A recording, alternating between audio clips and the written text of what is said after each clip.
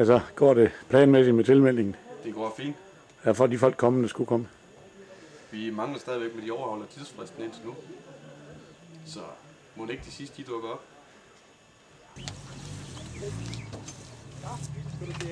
Her er det den lille pige i grønt der, det er Violas datter og hendes veninde der her er det job med at sætte klistermærker på alle bilerne fra alle sponsorerne. Konen er dårlig ånd. Ja, skud.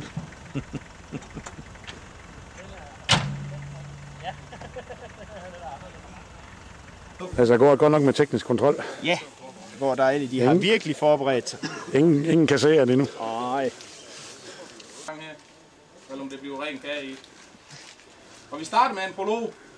Det gør vi her kl. 15. Og den køres lige herom. Bag ved den der jordvold. Og det er sådan, at de første 6 startnumre, de starter med at køre på prologen kl. 15. Så skal vi jo køre noget natkørsel også. Den tager vi bare med det samme. Den bil, der kører hurtigst på prologen, der starter han kl. 10. Og så starter vi med 4 minutters mellemrum.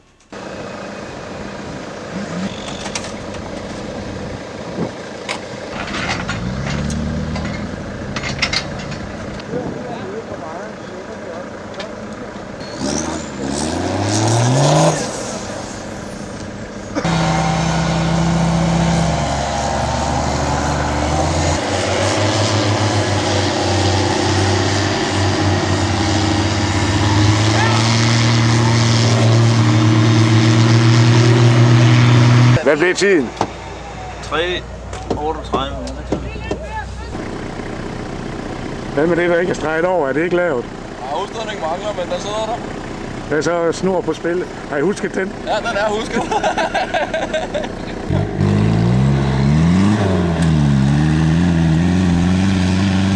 Ja, her der var de jo lige knap klar med bilen. Så lad os se, hvordan det går. Jeg tror, de glemte at få en i firehjulstræk i hvert fald. Lad os håbe, de har fået kardangen på. Er I ikke firehjulstræk på checklisten? Jo. Den trækker ikke på alle 4. Godt nok. Philips navn.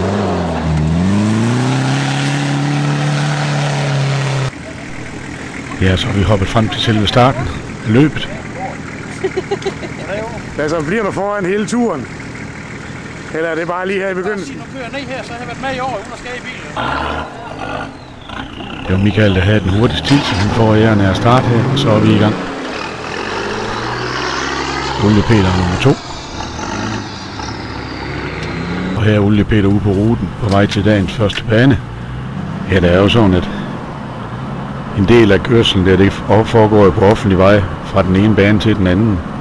Og der skal man holde lidt gennemsnitstid og sådan noget, men ellers så går det stille og roligt. Ja, og her er vi så ude på en typisk bane. Hvis I lægger mærke til, kan I se, at banerne de er afmærket med minestrimmel eller en pind med noget minestrimmel på os. Det vil sige, at der er nogle port, man skal igennem, og nogle ting, man skal køre udenom og igennem. Og en god idé, det er jo ligesom her, hvor co-driveren, han er den sportslige type, så han løber foran for at vise køreren vej. Det er ikke alle, der gør det, men det er en pæn tanke. I kan se her, viser han skal rundt om og udenom vandhullet her. Og her er det spærret, så der kan de ikke køre længere. Op ad bakken heroppe igennem en port. Og igen så vinker han ham videre. Co-driveren har jo fundet ud af, hvad vej man skal køre. Og her er de så nede, ind og selen på, og tiden den er gået. Og så er opgaven færdig.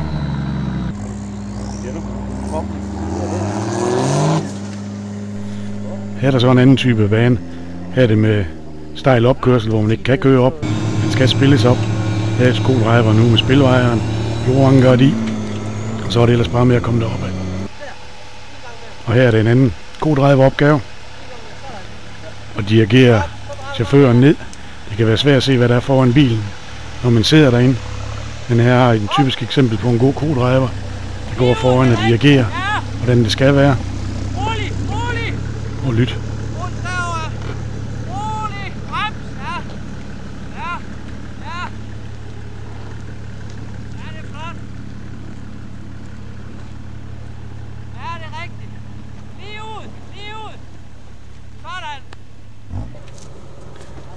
Så igen her en co-driver opgave. Jeg tror, co-driveren han har en fortid fra sejlsport. Sådan som han hænger ud af døren her. Det er i hvert fald kun i sejlsport, jeg har set det. Og igen, det er for at være ballast, for at bilen ikke skal tippe over. Det kan måske virke lidt farligt, men hvis man er kvik til at hoppe af i tide der, så skal det nok gå. Vi har i hvert fald ikke haft nogen uheld indtil nu. Men det kan jo godt se lidt mystisk ud for tilskuerne. Men det hjælper. Og så prøv at se hernede, når de er færdige, så bliver han let og elegant læsset af.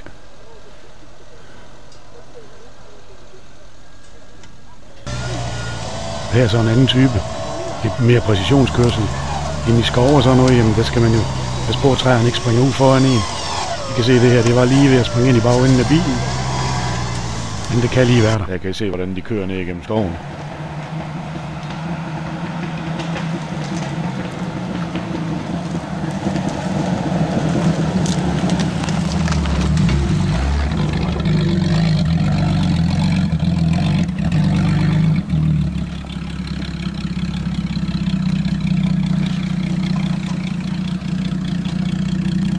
Det her, det er bane 1.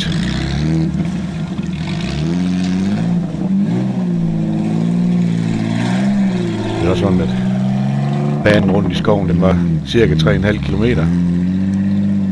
Og noget af det kunne køres som det her, hvorimod alt andet, det skulle de kæmpe lidt med, som I har set. Så her er en anden type, og vi kan se, at sådan en manpower der, en lille Suzuki, en stor mand, men det er meget mere effektivt end spillet. Med en maskinpower her, store dæk og fuld knald, det er altså godt.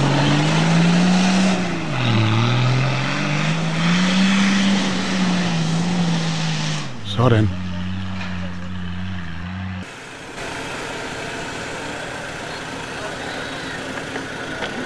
Så er det Team Tyson, så lad os se, om de har lært, hvordan man skal over, og hvor man skal køre op hen.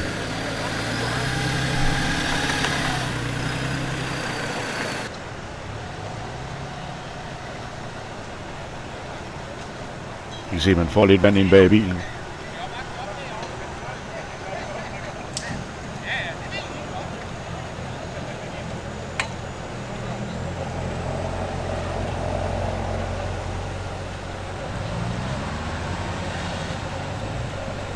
Men det går meget smertefrit her.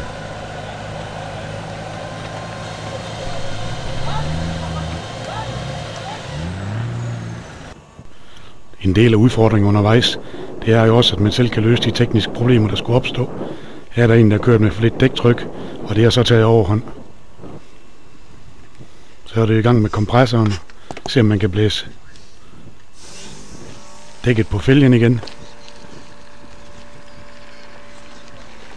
Og hvis det ikke er nok, jamen, så må man jo træde til med hårdere metoder. Bare hoppe ud i det.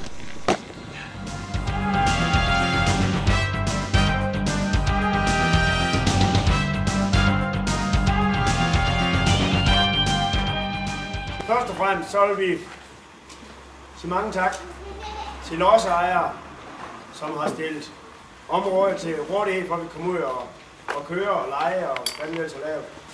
Dem synes jeg lige skal give.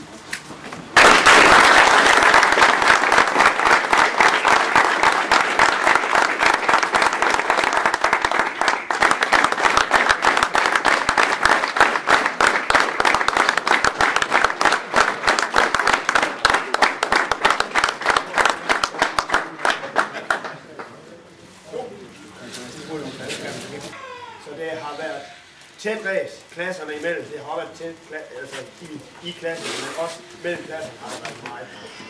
Så det synes jeg selv er rigtig spændende og rigtig sjovt. Skal vi give jer noget?